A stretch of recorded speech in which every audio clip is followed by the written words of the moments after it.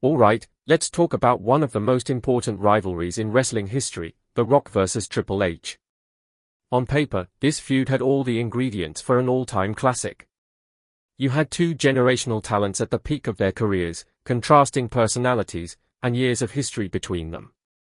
This was the kind of rivalry that should have been up there with Austin vs. McMahon or Undertaker vs. Kane. But WWE? They never fully capitalized on it. Don't get me wrong, The Rock and Triple H put on some absolute bangers. Their ladder match for the Intercontinental Championship at SummerSlam 1998? A classic. Their Iron Man match at Judgment Day 2000? Phenomenal. But for a feud that lasted over a decade in various forms, it feels like WWE constantly left money on the table. Why The Rock vs. Triple H was special? The Rock and Triple H had chemistry that was off the charts. They were both cocky, arrogant, and dripping with charisma, but in completely different ways. The Rock was the natural, the guy who could electrify a crowd without breaking a sweat.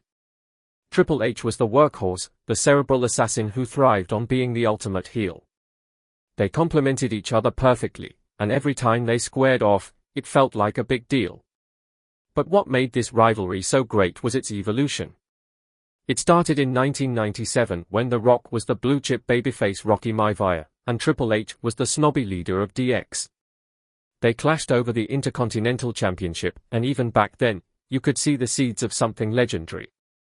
Over the years, their feud grew as both men climbed the ranks of WWE, becoming main event players and battling for the ultimate prize, the WWF Championship.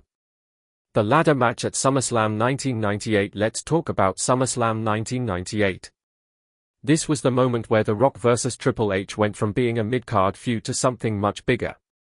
Their ladder match for the Intercontinental Championship wasn't just great, it was groundbreaking. Both guys went all out, delivering a brutal, innovative match that stole the show. It wasn't about flips or high-flying stunts like most ladder matches today, it was gritty, violent, and personal. The MSG crowd was electric, and by the time Triple H climbed the ladder to win, both men looked like stars. But here's the thing, WWE could have used that match as the launchpad for a main event rivalry. Instead, they let it simmer for years, keeping them apart for long stretches of time. Why? Because Vince McMahon was obsessed with pushing Austin and later other stars like The Undertaker. The Rock and Triple H were always just slightly overshadowed.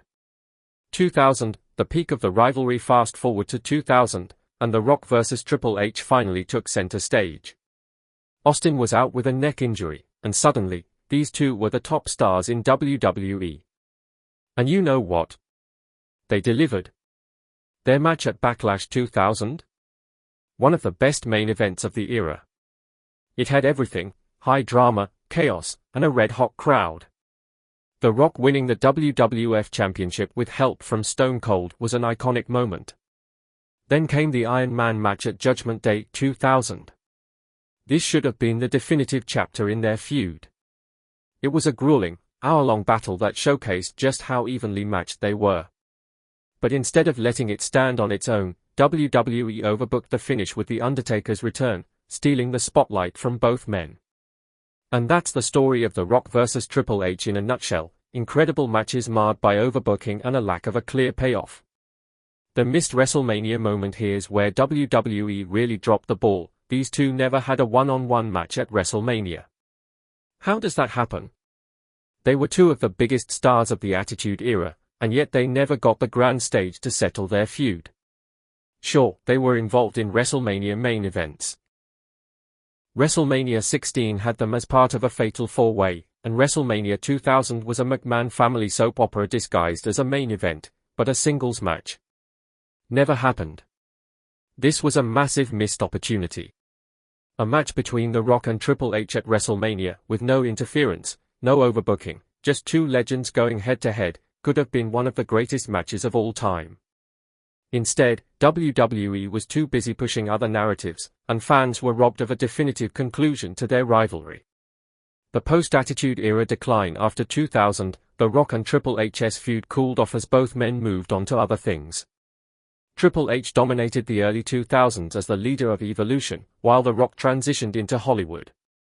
They had a few interactions here and there, like in 2002, when The Rock returned to feud with The Undertaker and Hulk Hogan, while Triple H was coming off his return from injury, but their rivalry never regained the intensity it once had. By the time The Rock came back full-time in 2011, Triple H was semi-retired and focused on his role in WWE management. They teased a potential match a few times, but it never materialized. Another wasted opportunity. Why WWE never gave us the rivalry we deserved? So why didn't WWE fully capitalize on The Rock versus Triple H? Part of it was timing. The Attitude Era was so stacked with talent, Stone Cold, Undertaker, Mick Foley, Kurt Angle, that it was hard for any one feud to take precedence. But another reason was Vince McMahon's obsession with larger-than-life stars like Austin and later Brock Lesnar. The Rock and Triple H were always seen as great, but never quite at the same level in Vince's eyes. And let's be real, WWE has always struggled with long-term storytelling. They love to build up rivalries, only to drop them before they reach their full potential. The Rock vs. Triple H is the ultimate example of that. What could have been? Imagine if WWE had given us one final chapter in this feud. A WrestleMania match, or even a special one-off at a big event. Imagine the promos, the build-up, the emotion. Both men are masters of storytelling, and they could have delivered a match for the ages. But instead, we're left with a rivalry that feels unfinished. Sure, we got some amazing moments along the way, but there was never that one definitive match to close the book. Final thoughts. The Rock vs. Triple H is one of WWE's greatest rivalries, but it's also one of its biggest missed opportunities. For all the incredible matches and promos they gave us, it never reached its full potential. WWE's obsession with overbooking, lack of long-term planning, and inability to pull the trigger on a WrestleMania match robbed fans of what could have been an all-time classic. What do you think? Did WWE do justice to The Rock vs. Triple H, or do you agree they dropped the ball?